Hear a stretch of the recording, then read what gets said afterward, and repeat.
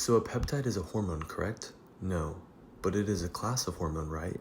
Yes. Well, how does that make sense? Think of it this way. If peptides are tools in a toolbox, a peptide hormone is the walkie-talkie, specialized tools that send instructions across the body. All peptide hormones are peptides, but only those that send signals between cells are considered hormones. A peptide itself is just a short chain of amino acids connected by peptide bonds, much like a string of beads. These chains often serve as building blocks of proteins or play roles in various cell activities, like signaling or regulation.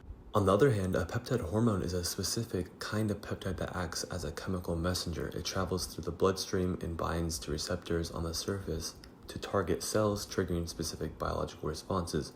Examples include insulin, which controls blood sugar, glucagon, oxytocin, and growth hormone. Now that we've gone over peptides versus peptide hormones, let's go over the chemical classes of hormones. The three classes of hormones are steroids, peptides, and amines. Peptide hormones are chains of amino acids that bind to receptors on the cell surface because they are water-soluble and cannot cross the cell membrane. They trigger internal cell responses through second messengers without even entering the cell. Steroid hormones, however, derive from cholesterol. That's their base molecule. They are lipid-soluble, allowing them to pass through the cell membrane and bind to intercellular receptors.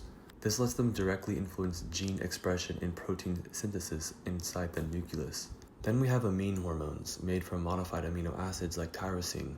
They may vary in behavior. Some, like epinephrine, act like peptides, binding to surface receptors, while others, like thyroid hormones, enter the cells and act like steroids.